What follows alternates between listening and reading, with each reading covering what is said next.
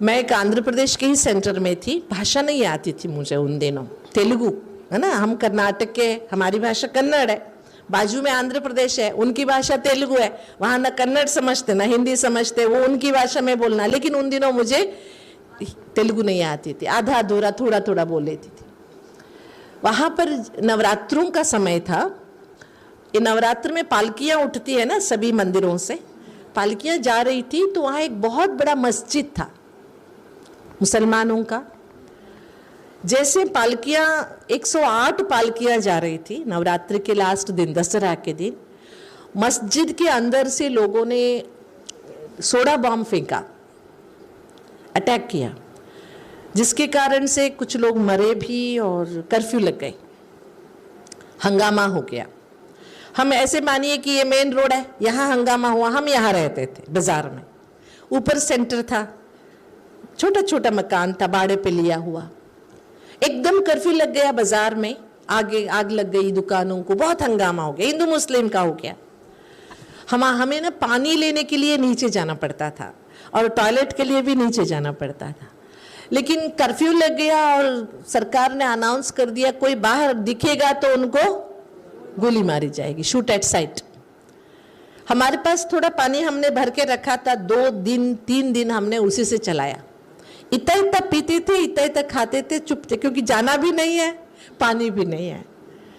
दिन आज हुआ था घटना, कल परसों बीत गया, तरसों, हमारे पास इतना सा भी पानी नहीं था और पानी लेने के लिए नीचे जाना मना था, तो क्या करें। अमृत वेले उठे, बाबा के सामने बैठे, मैंने बाबा से बात किया, बाबा ये क्या बात है, अगर हमको ऊपर बुलाना ही है तो प्यार से बुलाओ ना, ऐसे पानी नहीं है, डर है, इस स्थिति में तेरे पास आना नहीं है मुझे, ये क्या बात हुई, तेरे पास बुलाना है तो प्यार से बुलाओ। ऐसे बाबा से मैं बातें कर रही थी। अमृत वेला खत्म हो गया, फिर भी उठना नहीं है क्योंकि ना पानी है ना कुछ है, क्या करना है, उठ के बैठे ही थे। हम 2 थे, मेरे से छोटी एक बहन, मैं 18 साल की। उतने में क्या हुआ, नीचे से बेल बजा, सेंटर का नीचे था बेल, सीढ़ियों से नीचे बेल बजा, तो हमने पूछा कौन है, तो बोला पुलिस है। मैंने कहा पुलिस को तो खोलना नहीं है, पुलिस बहुत गंदे होते हैं, बचपन से यही विचार था ना, पुलिस बहुत गंदे होते हैं, उनको खोलना ही नहीं है। हमने खोलना नहीं है, हम नहीं खोलेंगे। फिर से पुलिस ने आवाज़ दी, अगर आप नहीं खोलेंगे तो हम बालकनी से ऊपर आएंगे, हम आपकी मदद करने आए, हमको मदद नहीं चाहिए, मैंने बोला। फिर भी वो माने नहीं, बाद में हमने दरवाज़ा खोला तो 4-5 पुलिस ऑफिसर्स, 2 लेडी पुलिस सब आए।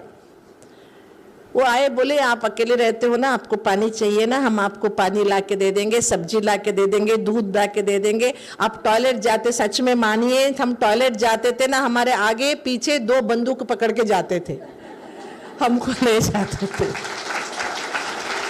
ठीक है। ऐसे 8 दिन चला, दूध और वो चाय पत्ती सब लेके आते थे, कहते थे एक बार हमें चाय बना के पिला देना, क्योंकि उनको चाय भी नहीं पीता था, मिलता था, पूरा शहर बंद था। 8 दिन में उनको हमने कोर्स कराया, वो आते थे, बैठते थे।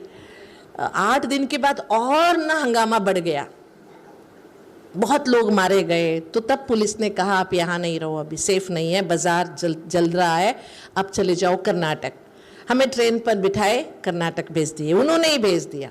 ये किस्सा बाद में, हम 1 महीने के बाद फिर लौटे जब शांत हो गया, लेकिन आगे की सुनाती हूँ। ये बात हो गई 1982 की, कुछ ऐसी है। अभी कुछ साल पहले जब कोरोना हुआ था ना, कोरोना शुरू हो रहा था, देखो मार्च में मैं दिल्ली आई हुई थी, वापसी मेरा ट्रेन से था, लेकिन सभी ने कहा ट्रेन से नहीं जाओ क्योंकि कोरोना बढ़ रहा है, मैंने फ्लाइट से टिकट कराया। लेकिन उस दिन क्या हुआ, सीधी फ्लाइट कैंसिल हो गई, मुझे वाया हैदराबाद जाना पड़ा। दिल्ली से हैदराबाद जाओ, हैदराबाद उतर के फिर दूसरी फ्लाइट लो। हैदराबाद में मैं बैठी थी, दूसरा फ्लाइट के लिए 4 घंटा वेट करना था मुझे। मेरे सामने एक भाई आया, इतना बड़ा दाढ़ी, मुस्लिम था। बोला दीदी आपने पहचाना मुझे? मैंने कहा नहीं, आप कौन हो? अरे दीदी, वहाँ पर आपने हमें कोर्स कराया था, उस शहर में आग लगी थी, हंगामा हुआ था, वो पुलिस ऑफिसर था जिसने हमें मदद किया था। और उसने मदद क्यों किया था, ये किस्सा बहुत मजेदार है। मैंने उससे पूछा था, जब वो आया था हमारी मदद करने, मैंने पूछा आपको किसने भेजा, आपको कैसे पता चला, आप क्यों आए, कैसे आए? तो उसने कहा वो नमाज पढ़ रहा था सवेरे, उनका 4 बजे 4:45 बजे कुछ नमाज होता है ना, वो नमाज पढ़ रहा था। तब उसको ना 2 परिंदे दिखाई दिए सफ़ेद कपड़े वाले, और आवाज़ आया इन परिंदों को तेरी मदद की ज़रूरत है, जा। नमाज के बाद उसने अपने ऑफिसर से पूछा यहाँ कोई नन्स रहती है क्या, क्रिश्चियंस? जो मुझे सफ़ेद सफ़ेद 2 लड़कियां दिखाई दे रही है। किसने दिखाया ये?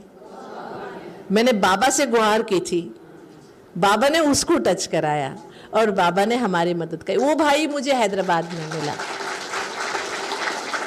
इतने सालों के बाद, 40 साल के बाद मुझे हैदराबाद में मिला और बोला दीदी मैं आज भी उन दिनों 8 दिनों में जो आपने ज्ञान दिया था, उसके बाद मैंने ब्रह्मा कुमारी संस्था जाना शुरू किया। बक्का बाबा का बच्चा है, उनकी 2 बेटियां भी शादी नहीं की है, उनकी बेटी भी CRPF में BSP मतलब मिलिट्री में है।